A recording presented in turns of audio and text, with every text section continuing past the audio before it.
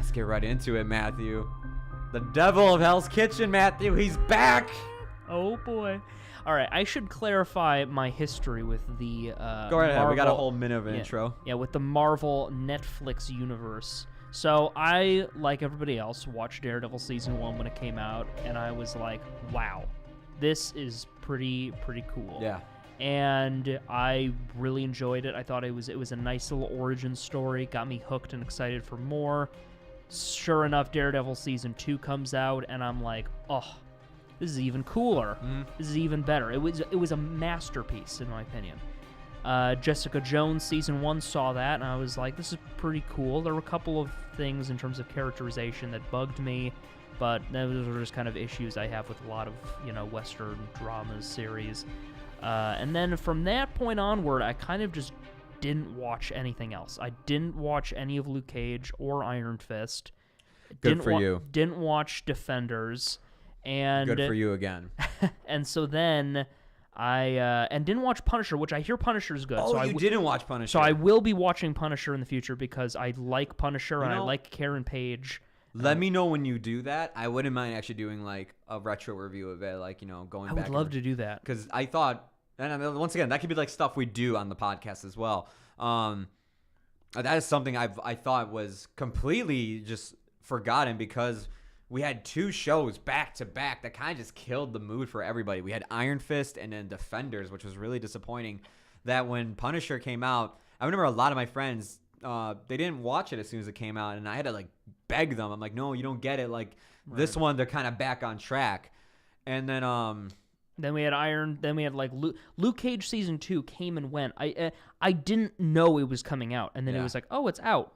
Yeah. And I actually heard people giving it some bad reviews. So I was like, ooh. One of my friends watched it who has been liking a lot of the Netflix shows, and he told me like the first half of season 2 is not that good, but the second half of season 2, so from like episode 6, 7 onward, it's way better. And it's just like the first half of it is really bad, though. He told me. He said, okay.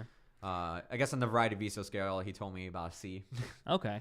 So now we're here with Daredevil season 3. Yeah. And I was very excited because for the first time I felt like I had to watch one of these. It was the first time in a while. And Daredevil, I'm probably going to say this a couple times. There's actually further down in my list of little bullet points on my notes, but this is still the best Netflix. Is still the best Marvel Netflix series. Dude, okay, I'll preface it with this before we go any further with the review. You finished this, right? You finished the season? Mm-hmm. I'm halfway through the season, and I can completely agree. Season 3 has just kicked so much butt. I don't know if we could say the A word. I think so. Well, let's just play it safe. Okay, let's play it safe. All right. I mean, it rocks. Like season 3 so far has been fantastic. And I enjoyed season 1. I loved season 2. Season 2 was my favorite of the Marvel Netflix shows. And I'm not going to lie, when I was going into season 3, I was a little worried because of how everything else has been up to this point. I'm like, damn, I don't know who the hell left at Netflix's Marvel division, but apparently they took the creativity with them because Punisher was like the last good thing. Season 2, Jessica Jones wasn't the biggest fan as much as I loved the first season. Luke Cage season 2, I watched the first 2 episodes and I just immediately turned it off because I was like, yeah, this is really bad. But I'm going to try watching it again. I didn't even bother with Iron Fist season 2. I don't care. I tried watching that first season. I could not get into it, and I was annoyed by his character in Defenders. I'm not even going to bother with that show since it got canceled now.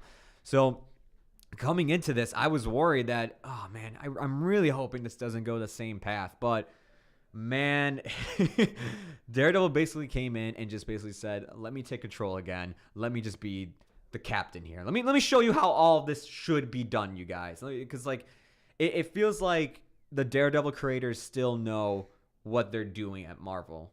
With Netflix. They still have a grasp of like, okay, this is how Daredevil should be. This is how we write this character and everything. Because like the one thing I'll say about Jessica Jones season 2 is that the writing felt very different from the first season. It was getting, I don't mind when like, it gets too political something, but like Jessica Jones was too much on the nose. Well, that seems a bit odd considering I don't usually associate politics with Jessica. I figured it's a lot of the political discussion that I heard was present in Punisher. At least that seemed diegetic. That there was some of that too in Punisher, and I thought they did a fine job balancing that. Right. Even in Jessica Jones, I mean, with the whole idea of Kilgrave and like what he basically does to women, like that's kind of like a message about a certain something that I won't say. Jessica Jones season 2, it kind of goes a little bit further with that, and the whole thing about Jessica Jones season 2 is I don't know if you knew this. Every director of the episode was a woman. Okay. And I think it was written by women as well.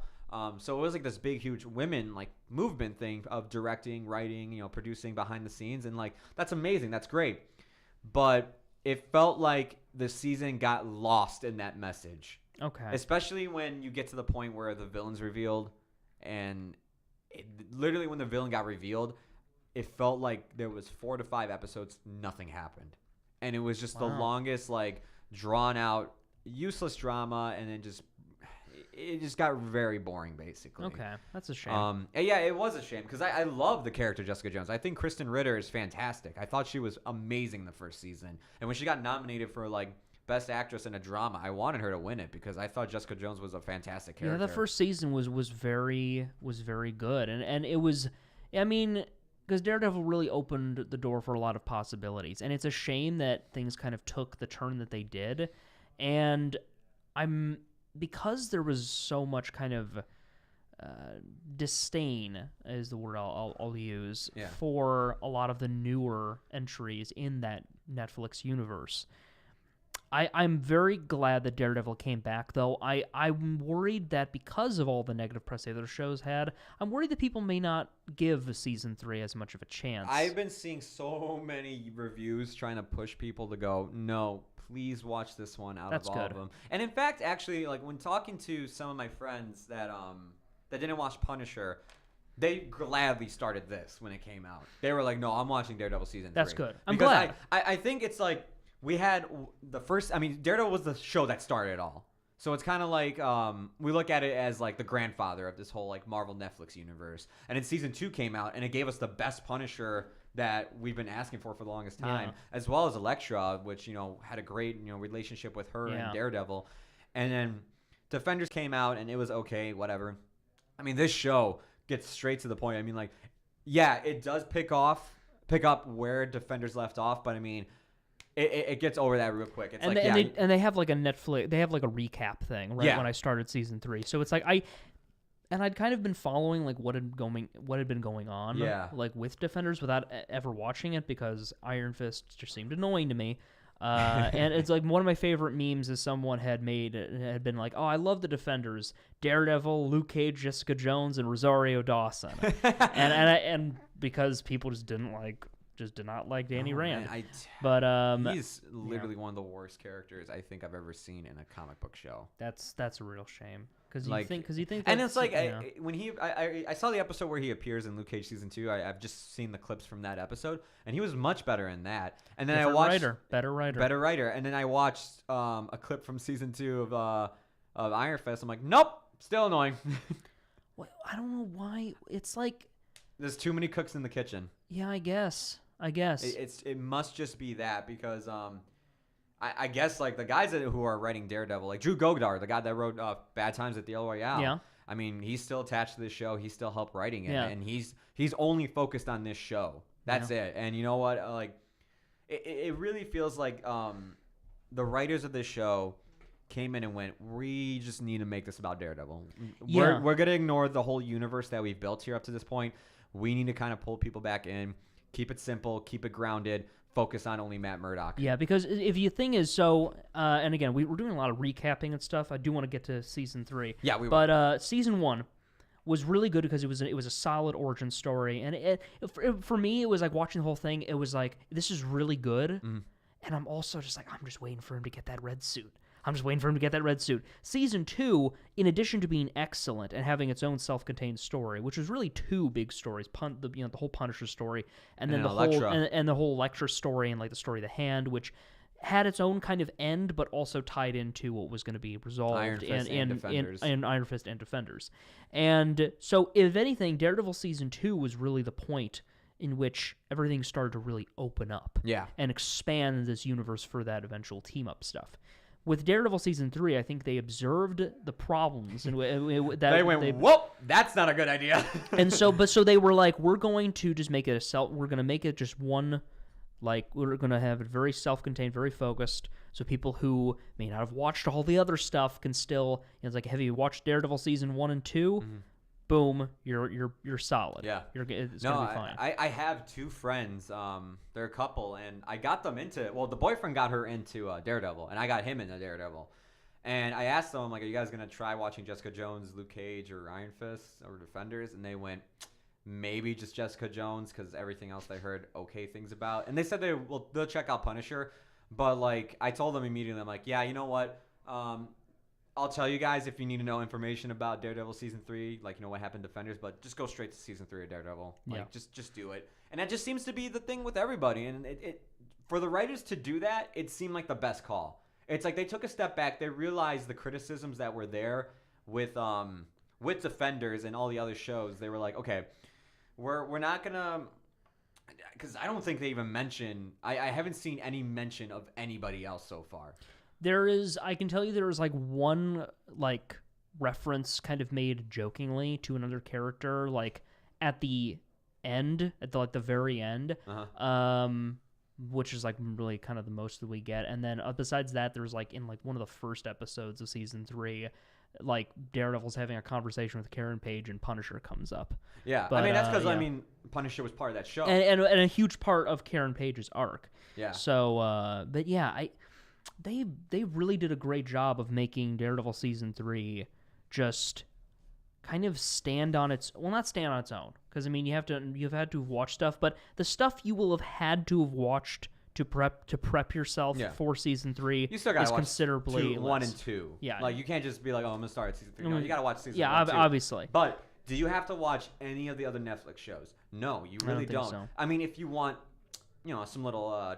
You want a little like side dish, I would say watch Punisher, because Karen's in that show as well. If you want some further development with her character, other than that, man, you can skip everything else. Pretty much. Your Marvel Netflix universe with the way this season was written can just be Daredevil and Punisher. That's it. Yeah. Go on. So getting into things, I really love that. With Daredevil season 3, because when you have a superhero show like this, I've seen seasonal superhero programming before. I watched Arrow. I still watch Arrow on the CW because I love Green Arrow. And first 2 seasons were impeccable. They were great. 3rd season lost me. 4th I didn't even watch. But then I came back with the 5th, and I've been watching ever since. Yeah. Because so it's been kind of mix match quality. And it's because occasionally you risk repetition and doing the same thing over and over again. However, with Daredevil, they've found a way to keep making things original and keeping like the dynamic kind of changing between seasons, but keeping the same heart and soul. So first season was just an origin story. Second season, he's like in the prime of his like whole career as like Daredevil. He's still learning, but like there's more now. The types of dilemmas he's dealing with are different. Season 2 is kind of like he's been going at it for a while now. Like, it's kind of like his sophomore or junior year of being a superhero. And then he's questioned with the whole morality of killing people when it comes to characters like the Punisher or Elektra, who are just like, there's that scene in season 2 where somebody finds out the identity of Matt Murdock and that he's Daredevil, and Elektra's like, you got to kill this dude. And he's like, no, I'd rather risk him knowing that than take a life away. Yeah. And so now with Daredevil season 3, it's picking up after the end of the Defenders, which even without seeing it, they set it up in a way where you're like, okay, I understand that he's at kind of his lowest point ever. Mm-hmm. And it is adapting the rebirth arc from the comics. And so Matt has this descent and rebirth within his character arc that is grueling to watch. It's sometimes painful to watch because you see how he interacts with characters we've come to know and love. But it's also very captivating and incredibly satisfying throughout.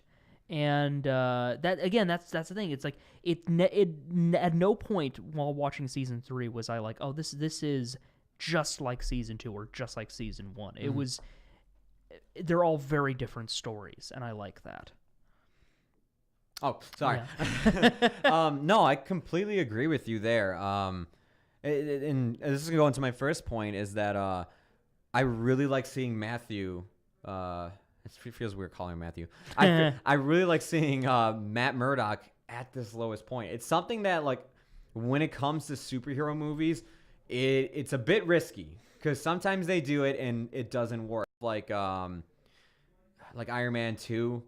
Or Right. I'm trying to think of other examples as well, where like heroes go to their lowest point. Dark Knight Rises. Yeah, I can see that because like there was a lot of parts of Dark Knight Rises I was just kind of like, I don't. Oh yeah, I mean the whole thing of him being like, I wasn't Batman for 9 years. Jesus. For 9 years. No, with this, it's like they make it very believable. That like it's not they don't go on it too long, but Matthew's going through this whole thing. Calling him it again. It's so weird. Matt Murdock's going through this whole thing where he's just like, oh man, I'm tired of God, man. Like I feel like God's actually really screwing me over more than helping me. I don't know if I really believe my faith anymore. I don't know if I really he's starting to really question himself. Yeah. And he's even become to the point where he's just like, I don't even know if I want to do this anymore. I'm not. It's like, really cool seeing kind of.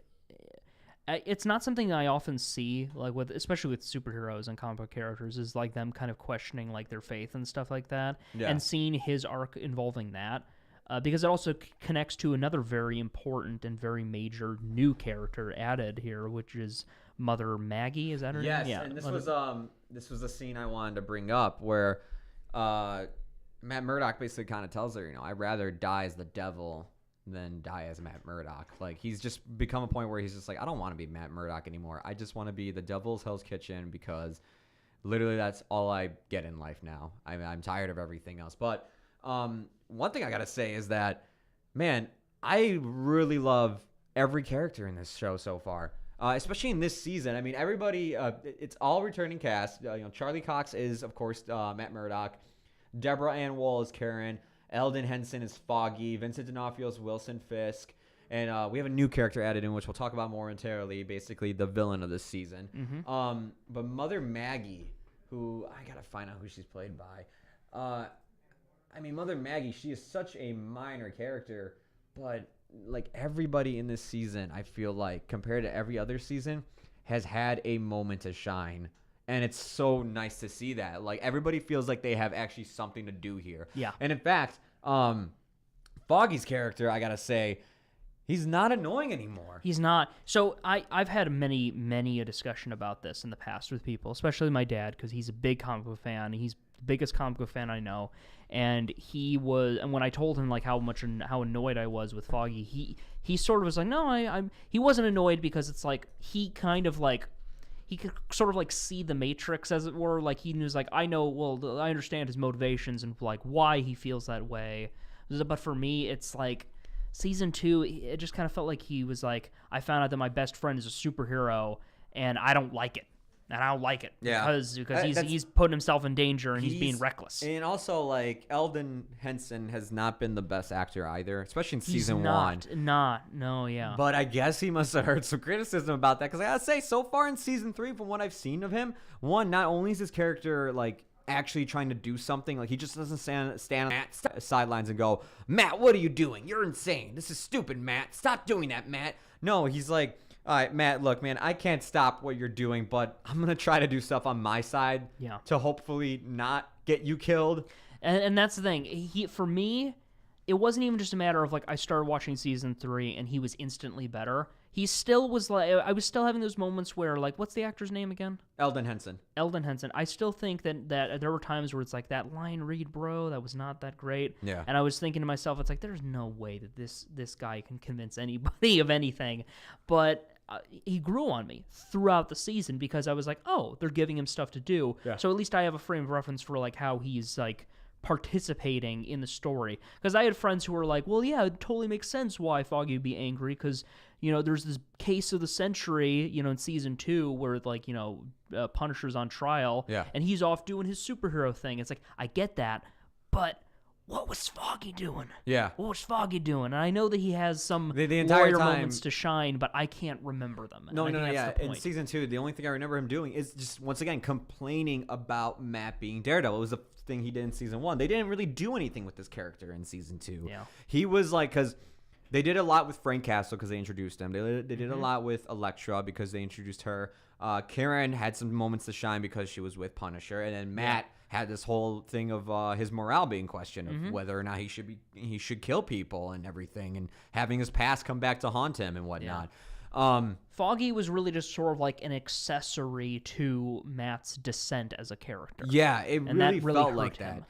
This time around, all three of them, Karen, Matt, and Foggy, they all have something to do, and they feel like the Defenders here. Yeah, they're kinda. a much more interesting team to watch actually play out and work together than the Defenders. I mean, like, I've seen stuff because, you know, the thumbnails for Netflix episodes, and my friends who use my account have like finished the season.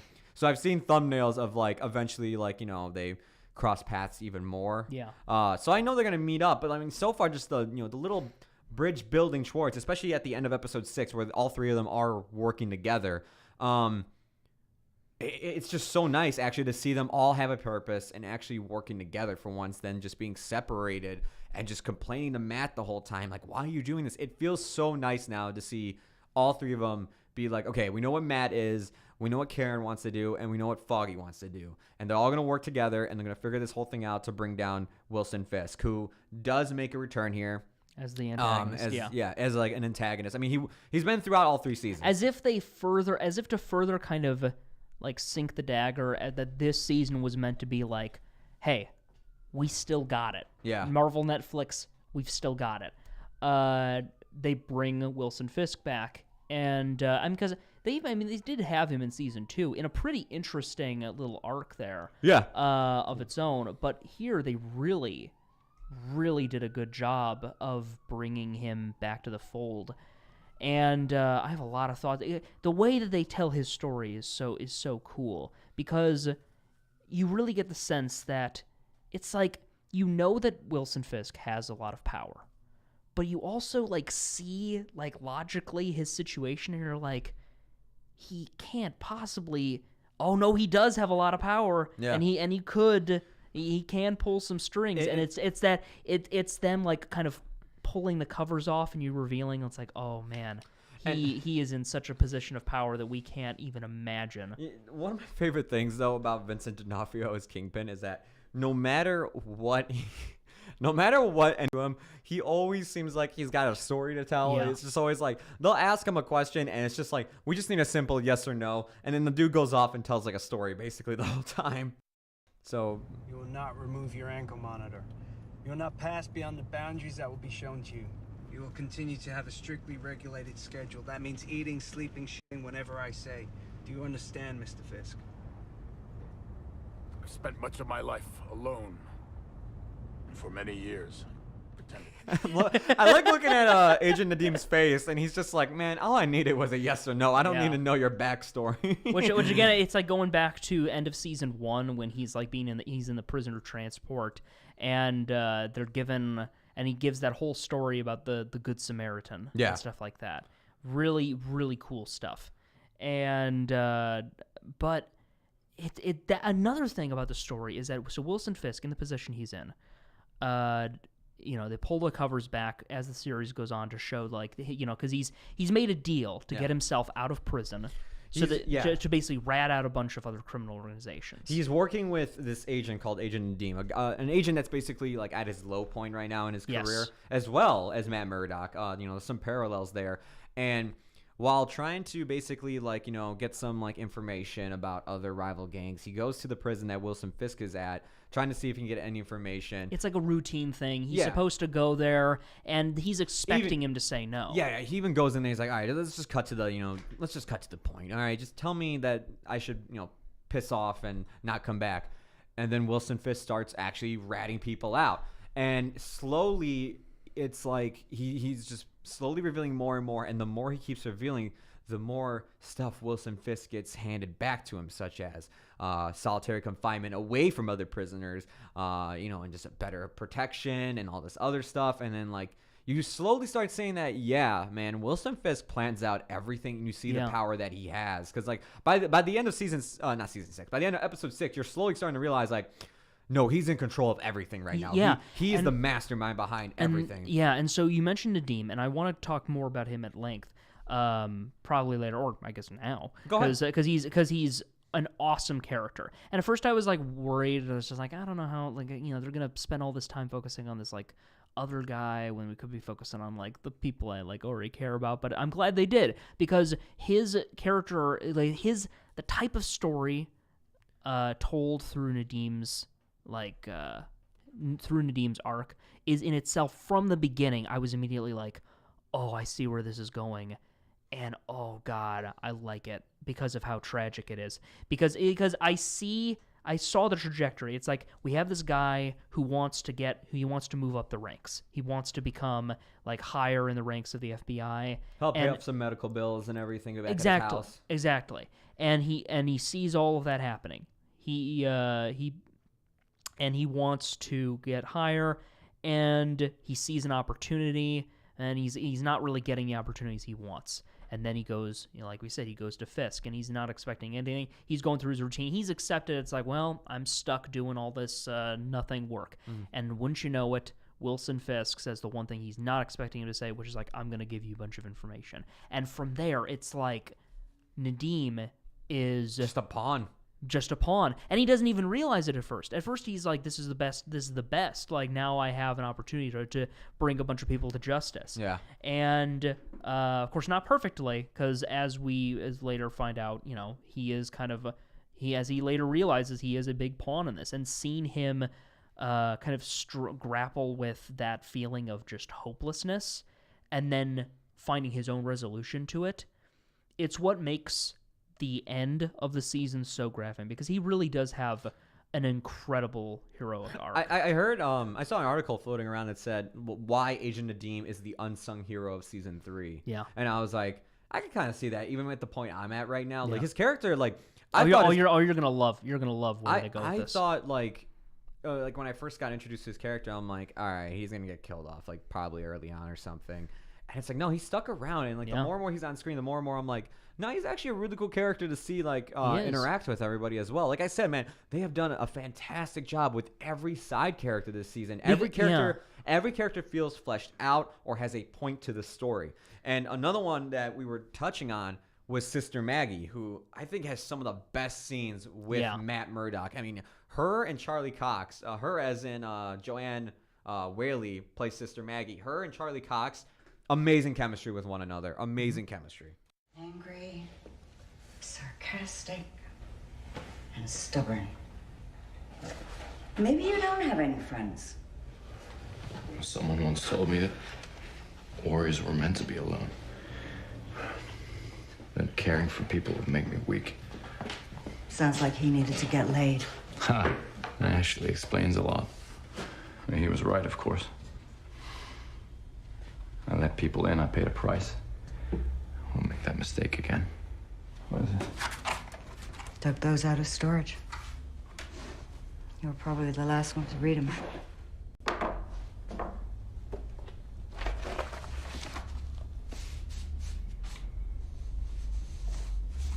My Bible. All right. I get the hint. And I get the sense things are complicated with you and the guy upstairs. No, not at all. If anything, I'd say we finally know where we stand with each other. There is a man from the land of Uz. Book of Job. Book of Job. Story of God's perfect servant, Job. He prayed every day at dawn with his knees on the ground, his face.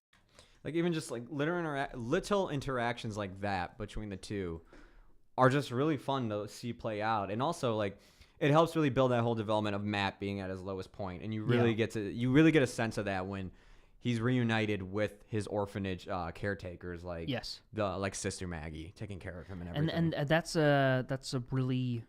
that's another thing. You know, we were talking about Nadim. We were talking about, you know, Sister Maggie. I thought I called her Mother Maggie earlier. Yeah, we called her Mother Maggie. Yeah. I thought she was a Mother Maggie. Yeah. I mean, Mother Maggie, but sister. But Sister Maggie, and they really do find a human, like a character a character for every aspect of this crazy like game of chess that is Hell's Kitchen.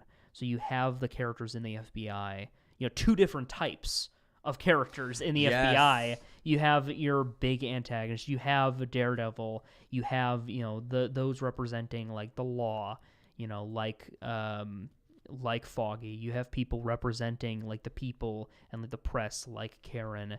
You have this incredible, well-realized cast representing every part of the every part of the playing field, and it makes the story so much more impactful when all the pieces come together. Oh yeah, man. I gotta say though,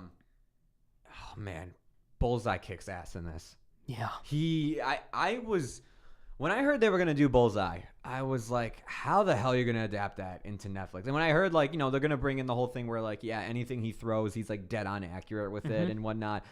And I was like, man, how are you going to make that believable? Because, like, the entire time I was watching the episodes and just realizing how grounded it is and how, like, you know, gritty and dark it is. I was like, man, how are you going to make this character really, like, seem believable when, like, he's, like, tossing pencils at Matt Murdock and they're, like, nearly about to stab him and everything.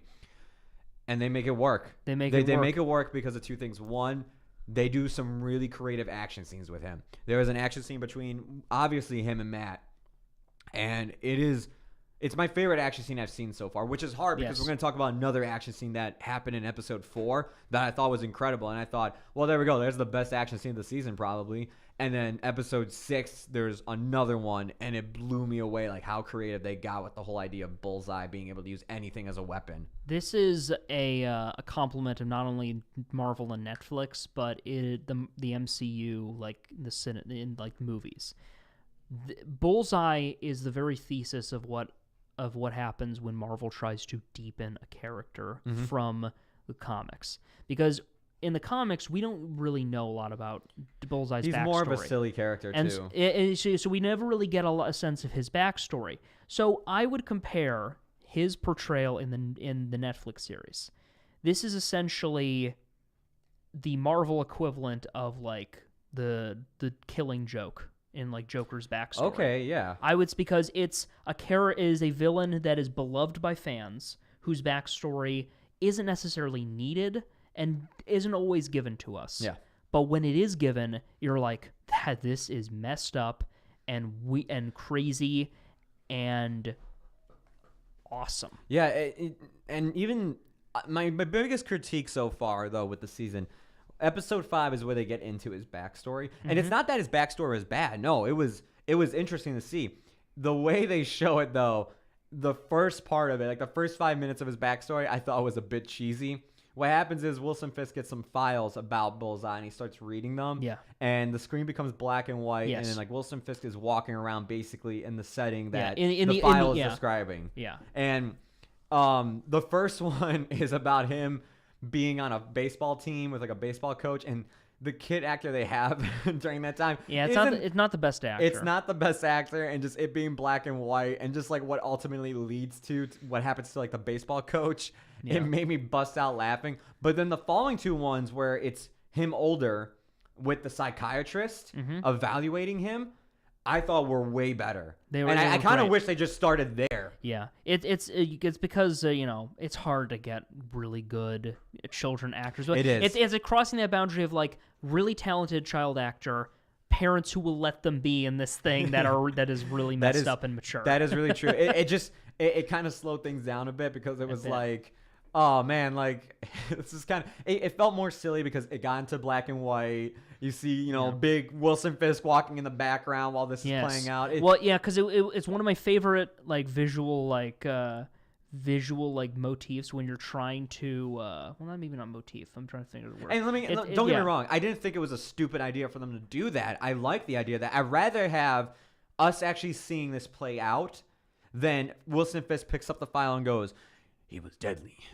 he killed so many people with baseballs and pens and because that would just sound stupid. It would. As you were reading the file, but actually seeing it play out, as silly as the first part was of his backstory, the rest of it felt very plausible and gave so much more context to everything we've been seeing to that character prior to that. It's visual direction at its finest because it was a way for them to be like, we're going to show, don't tell. Yeah. We're going to show, not tell the backstory in a way that's visually interesting. And it also inadvertently kind of shows how cunning Wilson Fisk is when he's analyzing things, because he basically finds the weakness. He finds the weakness, and the way that they take his like big penthouse suite and the open spaces therein, make the black and white space, and then just sort of have it. It's like, all right, we're just gonna have it. It's the best kind of screenwriting. It's someone saying like, hey, we're gonna have Wilson Fisk just kind of walking around his apartment,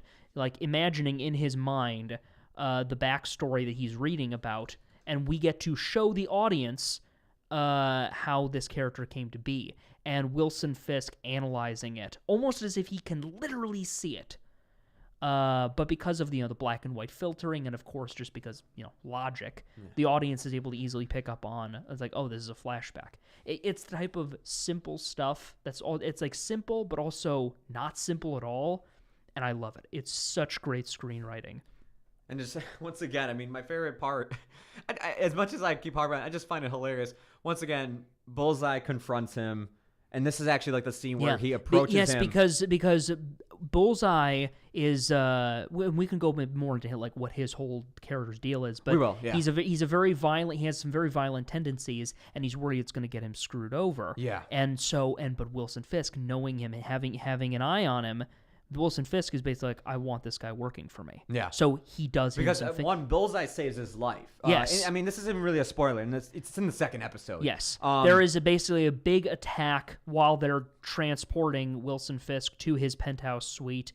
For solitary confinement. Lots of people attack the convoy, and then Ben Poindexter, who is Bullseye, FBI agent and marksman galore, comes in and saves him and shows off all of his very efficient skills. Wilson Bethel, by the way, is the guy that plays Poindexter or Dex. Yeah, and from that point forward, Wilson is basically like, I want this guy working for me. Yeah, he sees how deadly he is, and he's just like, I think I got an idea. Yeah, and so then when you slowly see the idea he has, it's like, man, once again, this dude he's like 5 steps ahead of everybody. Exactly. And it makes you, so far I just been like, man, I don't know how Karen, Matt, or Foggy are going to figure their way out of this. It really has me on my toes the entire time. Like, I'm wondering if one of them's going to come out alive at the end of this, because I know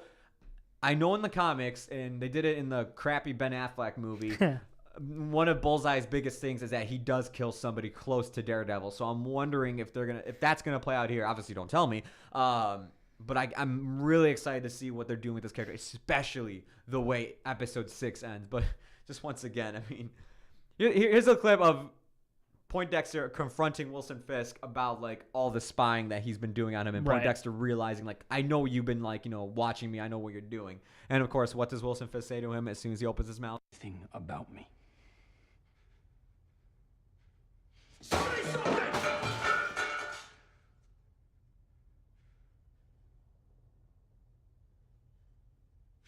When I was a boy.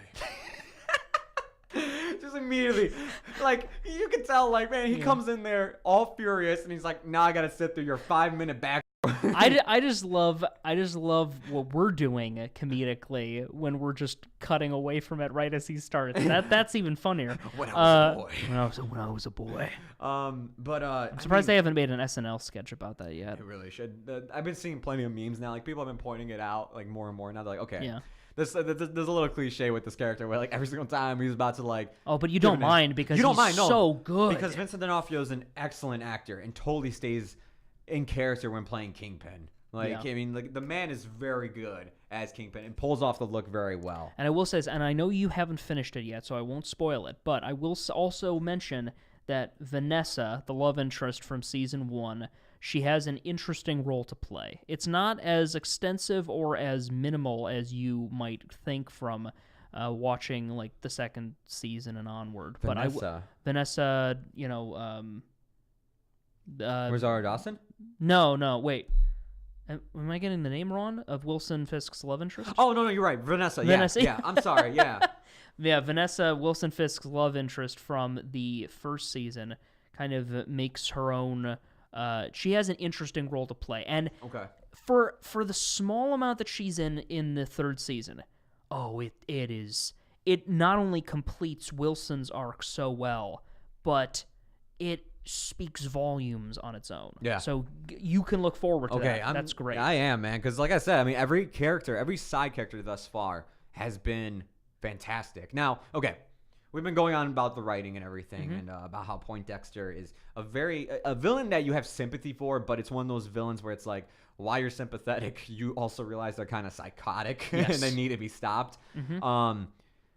You're probably wondering, the writing is good, and it seems like they're doing a great job with the characters, and the story so far this season has been excellent. Including Karen, which before we move on, I will say Karen's arc was a much-needed kind of end to a lot of the plot hang-ups, because there have been a lot of about her past and stuff, a lot of stuff, even like stuff that happened in season 1 that felt like it never really got resolved for her.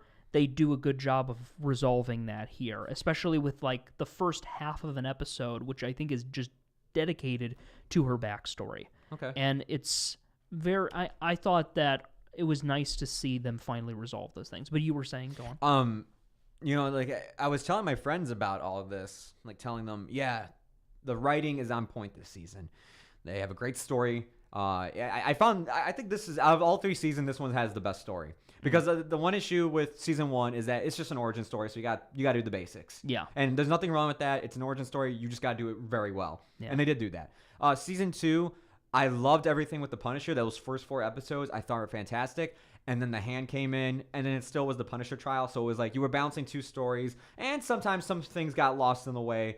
But overall, it was still a great story. This time, thus far, all 6 episodes that I've watched has stayed on track of what it is, and it's been one engaging story. I think it's the best story of all the Netflix shows thus far. But my friends asked me, how's the action? Man, it's good. Those hallway fights got even better this season. Episode 4 is where it goes down. I won't reveal what it is. I won't reveal how it goes down. But episode 4, I think the season 2 hallway fight is still my favorite. Yes. But the amount of production put into this episode 4 one and how long it goes on for, and just how much lines, these actors had to remember, and, the choreography they had to remember. I mean, I was sitting there and I went, hold on a second. I pulled out my phone. I'm like,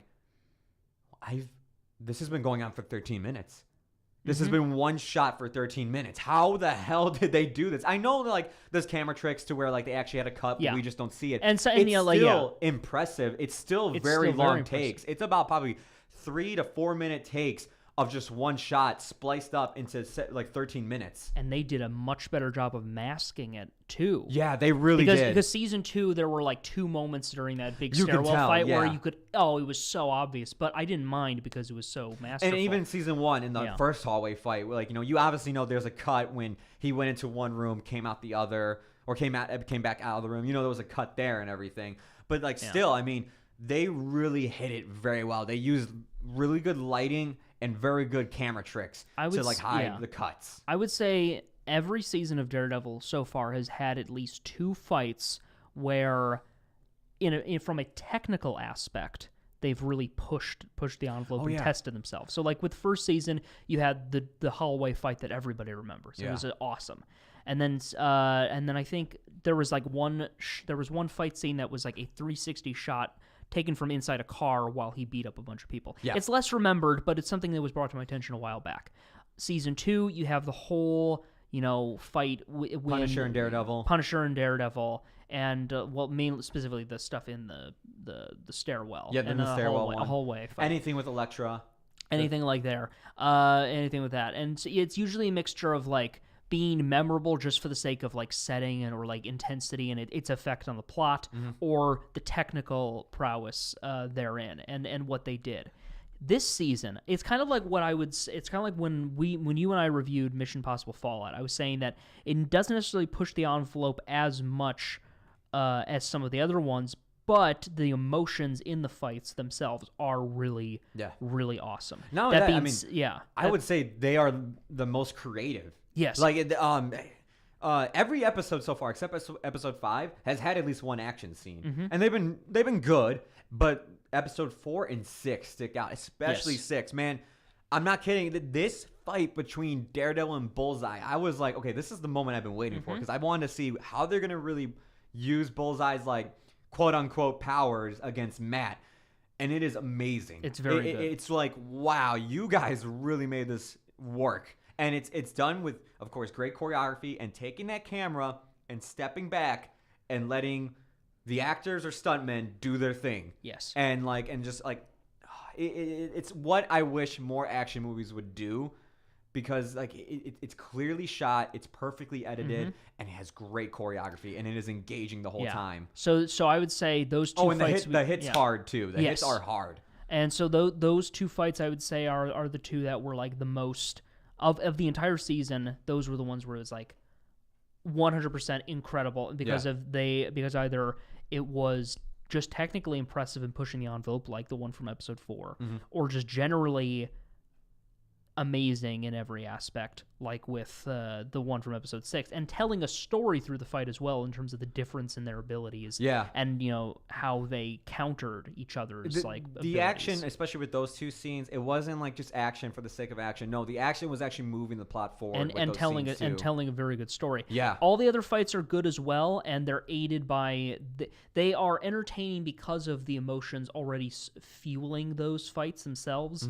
They aren't going to necessarily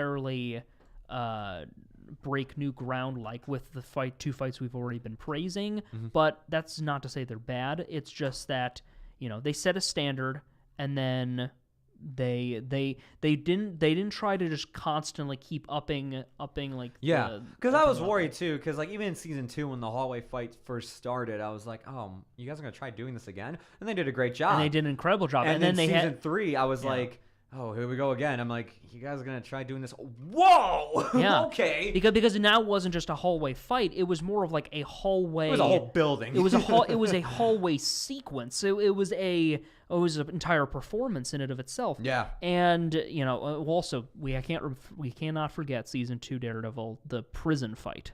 Oh, yeah, with Punisher. That was the one where my dad was peeking around the corner because he had already seen the episode, and he was like watching my reaction, and because I was like, ooh, it was like Red Wedding light. Oh, dude. The Red Wedding looked at that and went like, yo, man, calm down a bit. Yeah. You're catching up to our league. But yeah, I mean, the action thus far, it's been great. And Daredevil to me has had the best action of all the shows as well, because Jessica Jones, they haven't had the best time really filming the action scenes around her super strength, but they compensate that with great storytelling, great acting, great writing. Luke Cage has been very like lighthearted, so like they have a much more lighthearted action scenes where like Luke Cage like will walk up to like a group of gangbangers and they'll be like, "Hey, what are you doing here, Luke Cage?" and he'll just lightly slap one in the head and they're knocked out because of how strong he is. And then Iron Fist is just trash. And then Iron Fist, despite having the most potential for martial arts action, can't shoot or choreograph a fight to save its life. Yeah. Meanwhile, Daredevil is like, okay, he doesn't have powers. His powers are basically just enhanced hearing, smelling. That's about it. Enhanced senses. And then it's just like, he doesn't really have powers. And the thing I really like about his fight scenes, Daredevil gets tired in his fight scenes. That's the one thing I always love about any action movie, is if you make your hero vulnerable. You either make him vulnerable for actually showing him get hit, actually showing him bleeding, and seeing him get tired makes you so much more invested in the fight, because you're like, okay, is he going to make it to the end of this one? Yeah. Or is he going to get knocked out and taken prisoner? It's something I've loved about these Kung Fu movies, The Raid, and something I love about John Wick 2, which is they implement a way for John Wick to able to be shot at and hit, but still like keep going. Right. Have you seen John Wick 2? Oh yeah, absolutely. Okay, cool. I'm talking about the bulletproof suit. Yeah. Where it's like they allow him to like get shot, and it's like he feels like the hits, and he'll get tired, of course, but it's like it's still like, oh my god, he's actually getting shot at, and he's actually getting hit. It's the mechanics are very well thought out. Here it's like with all the hallway fights in Daredevil, the one thing I've always liked is by the end of them, Matt just ends the fight with like flopping onto the last guy because he's just like, okay, I can't do this anymore. I just need to take you down, and literally just throws his entire body on top of him.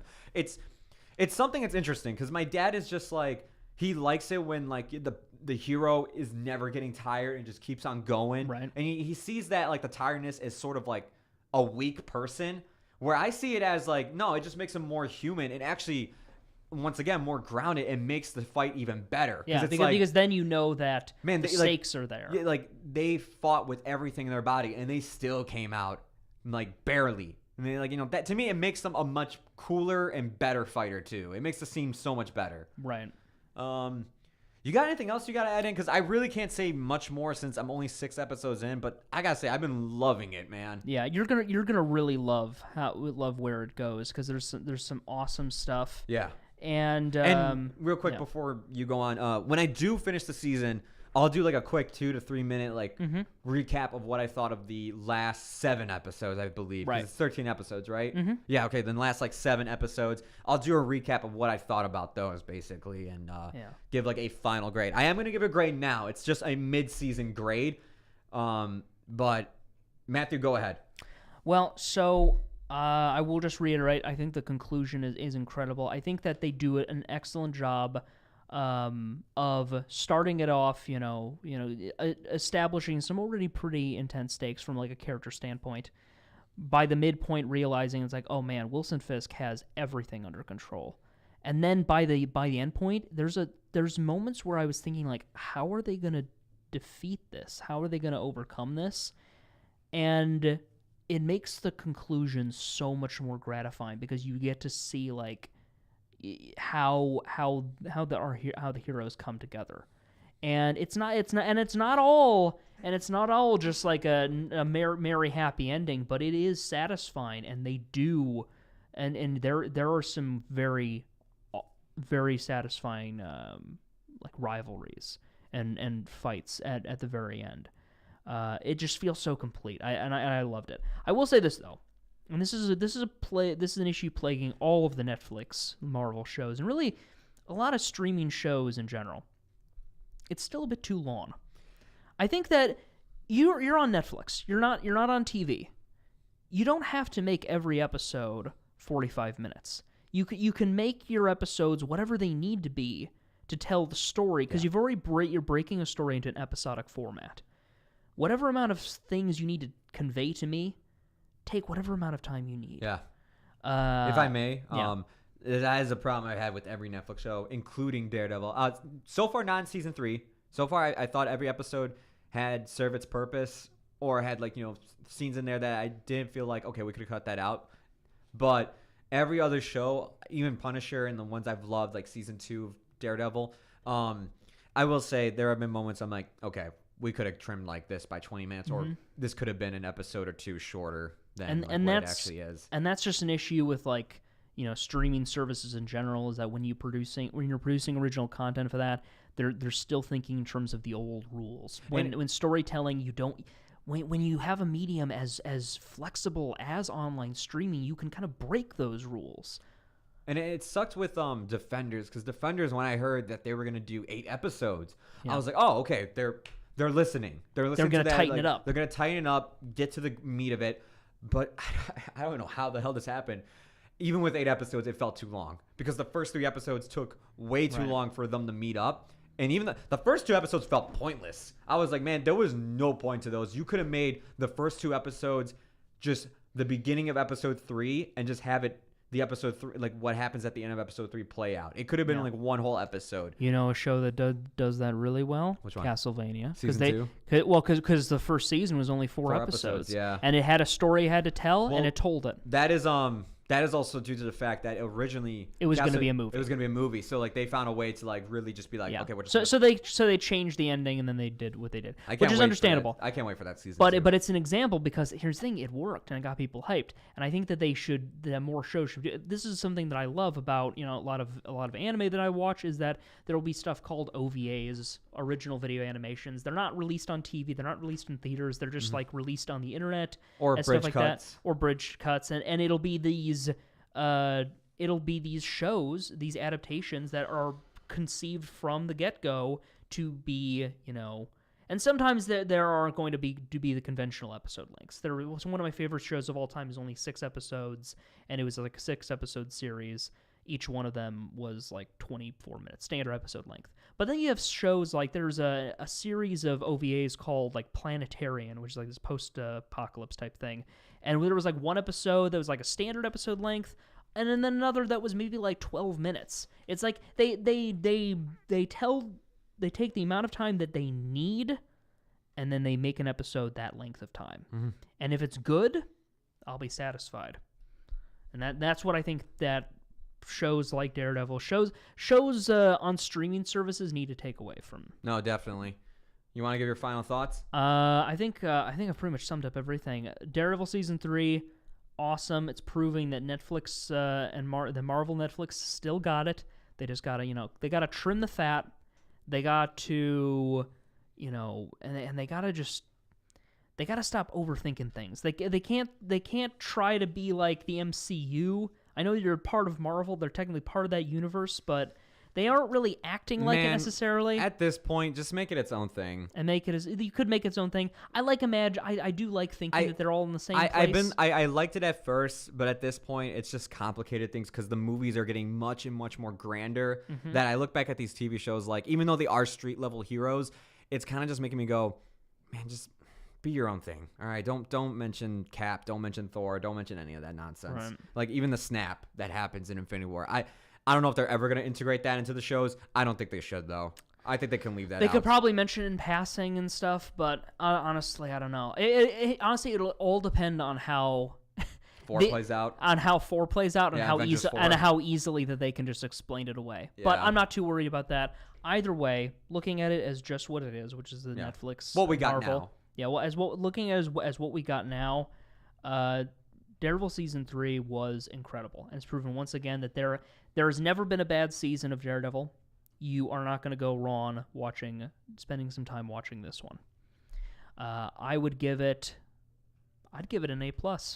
Oh, the first A+ of Variety Visa!